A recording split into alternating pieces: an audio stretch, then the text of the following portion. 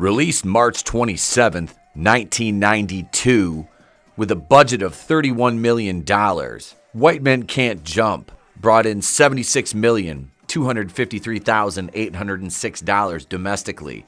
Internationally, $14,500,000 for a breakdown of 84% domestic to 16% international gross, with a worldwide total of $90,753,806. It was written and directed by Ron Shelton, distributed by 20th Century Fox, starring Wesley Snipes, Woody Harrelson, and Rosie Perez. Ladies and gentlemen, this is my review of White Men Can't Jump. Writer and director Ron Shelton has an extensive background in the world of sports cinema, including 1988's Oscar-nominated Bull Durham, which, for those of you laymen who aren't into sports, was a baseball movie. Shelton was a professional baseball player in a farm system for MLB. He also wrote or directed Tin Cup, Blue Chips, Cobb, and Play It to the Bone, which also starred Woody Harrelson. Well, this is usually the point where your average reviewer will bring up contrivances, plot holes, and dialogue that doesn't make any sense. What I'm talking about. Go back to SeaWorld. Having seen this movie no less than 100 times, I can say with confidence, Mama June in a crop top and booty shorts, that the movie has aged well. Some of the themes and dialogue would be considered, and I hate to use the word problematic by today's standards, but it was made in 1992 and exists in the era in which it was made, so I don't have to state that. Unlike some of the trades who were comparing the 92 classic to the 2023 version, which drops on Hulu May 19th. But let's get into the movie nonetheless, shall we? Billy Hoyle, played by Woody Harrelson, is a former college basketball star who ran afoul of some bad hombres in a point-shaving scheme during a game and didn't go through with the fix. So he was out of the NCAA and into the world of street ball. Sidney Dean, played by Wesley Snipes, is a husband and father who, in addition to running a struggling contracting business, is a street ball player as well. Dean is attempting to save up enough of his winnings from hustling hoops on the street courts in California to move his family out of a rough neighborhood, and their apartment is burglarized during a scene in the movie, into a nicer home in a quiet suburb. Shut your anorexic, malnutrition, tapeworm having, overdose, Dick Gregory, Bahamian diet. Hoyle's financial motives are driven by that of his live-in girlfriend, Gloria Clemente, played by Rosie Perez, who owes around $8,000 to the Stuckey brothers for a car she purchased and, quote, "it was a piece of shit and I didn't want to pay him." Her profession is that of a drinking stoli and studying all the useless information she can absorb so one day she can achieve her life goal of getting onto Jeopardy and winning a fortune that way. And that's our basic plot. Two hustlers striving for financial gain in the game of street hoops, both with very different motivating factors, but a common thread runs between them and a shared goal. Conflict arose when the partnership they formed is interrupted by a double cross, which leads to a resolution and ultimately our denouement, but without the happy ending you may have wanted for this pair. Those are the three main characters we'll be following throughout the movie: Billy, Gloria, and Sidney. The rest of the cast is rounded out by ancillary characters who really don't amount to much aside from one-dimensional cutouts with little to no development and are only there to advance the plot along, such as Tyra Farrell, Sidney's wife Rhonda, who you might know from Boys in the Hood, Silk Cozart, Robert, Sidney's friend, he was in Blue Chips, and Kadeem Hardison Jr., another friend of Sidney's, a street ball teammate. He was better known for A Different World, and Dwayne Martin, Willie, competing street ball player from Above the Rim. Our two main characters meet when Billy comes to Venice to hustle the regulars at some hoops, which he has an incredibly easy time doing because, as he puts it, he looks like a goofy white motherfucker. And no one expects him to be able to play. When he fills in during our first of many basketball sequences during the movie, he joins the team opposing Sidney's and ultimately shows him up as well as helping his squad get the W. Afterwards, Sidney is incensed he's been bested by a white guy, who he sees as vastly inferior to his own skill level, so they put some money on a three-point shootout, and again Billy beats Sidney, which leads to him following Billy home and proposing a partnership with him. This is where we meet Gloria, Rosie Perez's character, and get more of her personality and backstory, as well as establish the partnership between Sidney and Billy, whose first hustle takes place and features an excellent performance by Marquise Johnson, who himself was a former third-round overall pick in the 1977 NBA draft after playing for the famed UCLA dynasty under legendary coach John Wooden as Raymond, an unstable, violent former prisoner who, in the span of a few minutes, attempts an armed robbery, comes up with the money to cover a bet with Sydney and Billy in a 2-on-2 game, and after losing tries to cut everyone in range with a straight edge razor. After discovering the whole game was a ruse by Sid and Billy, he says, Nah, fuck this. Both you motherfuckers are crazy. I'm going to my car, get my other gun, shoot everybody's ass. The scene is absolutely hilarious, and Johnson completely chews the scenery. The running gag throughout the movie is all the opportunities that Billy has to dunk in the various games that he and Sydney play, and Sid harassing him for not being able to do it, which at one point leads Billy to losing half of the prize money that he and Sydney win in a big tournament. They're in Sydney's car on the way home afterwards, and the conversation leads to Billy saying he can jam, and he bets Sid his half of the prize money, which he promptly loses after failing to throw down in 3 attempts. Before all that happened, we witnessed Sydney double-cross Billy with the help of Robert, Silk Cozart, and his teammate, and this leads to their ultimate reconciliation in playing in the 2-on-2 tournament, which I mentioned above and will go back into because there's a few great moments. As soon as Billy and Sydney get to the tournament, Billy starts talking trash to Flight, played by Dwayne Martin, and Willie, Nigel Miguel, who is another former NBA player, who are presented as the best team in the tourney and will end up being Sid and Billy's opponents in the finals. Billy almost gets into a fight with their opponents before the game actually starts, infuriating Sydney, who tells Billy he's not going to get him into this zone you keep talking about, in reference to being in the zone. If you're not familiar with the concept, it's basically a state of being where for a temporary time, an athlete is unstoppable due to achieving a certain mental state of being unfazed by anything around you.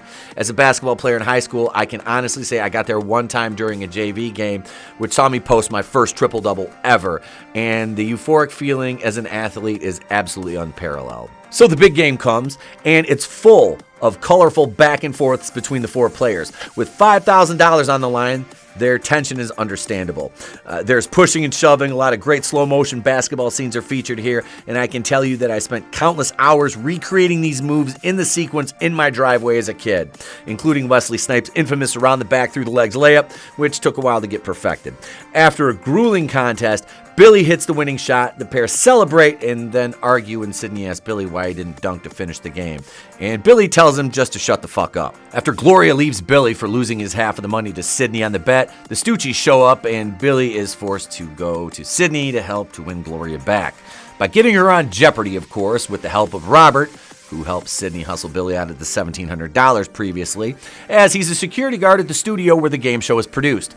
Billy has to hit a full court hook shot, which he does, and Gloria goes on to dominate at Jeopardy, which features an in his prime Alex Trebek. And Gloria gets back with Billy until Sydney decides to call in payment for his favor to Billy for getting Gloria on Jeopardy. He wants Billy to partake in another hustle, which Gloria is extremely upset about. This wouldn't have been a problem, but Gloria got back with Billy under the guise that he was done with basketball and going to get a real job. So she gives him $2,000 from her winnings from Jeopardy to buy some new clothes for work. Naturally, she's enraged when Sydney approaches Billy about playing a game against 2 street ball legends who are holding court in their old stomping grounds of Venice Beach. It costs $2,500 for a buy-in to the game against them. We heard the names of these 2 characters mentioned earlier in the movie by Harrelson in the opening sequence as he talks to the Venice Beach Boys a cappella group after they sing the opening to the film.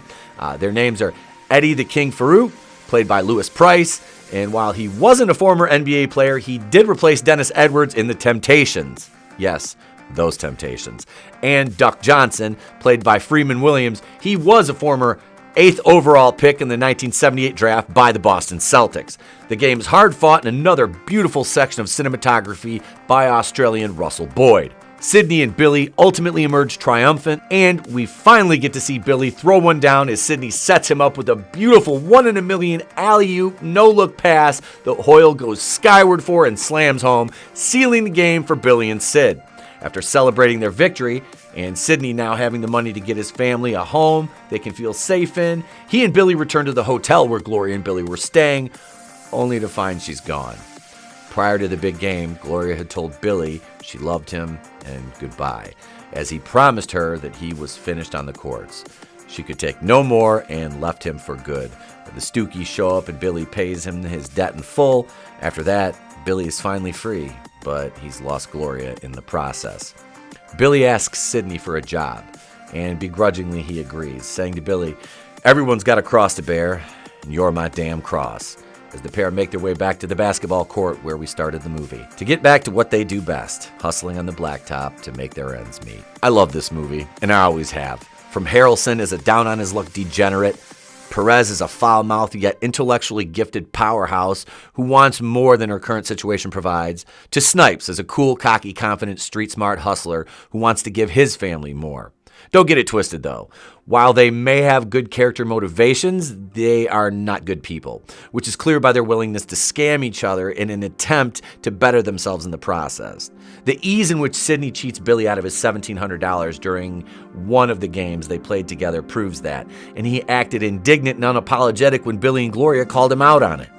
Billy is a gambling addict. Gloria is a drunk.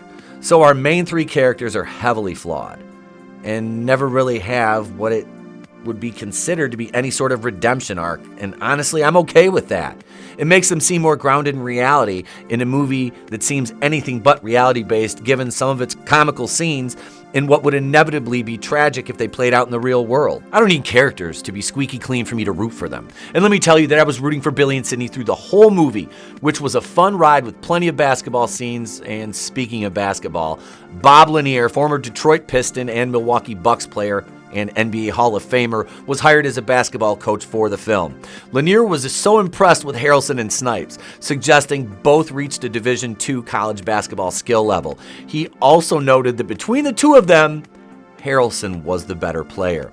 I enjoyed rewatching this movie, as it was a favorite of mine through most of my teenage years, and it hasn't diminished in my eyes. Harrelson and Snipes have great on-screen chemistry, which would pick back up in Money Train. Maybe I'll review that someday. And this was just fun to watch. If you're a basketball fan, have ever played any street ball, or just like Wesley and Woody and want some laughs with a dash of drama, I really think you'll enjoy this one.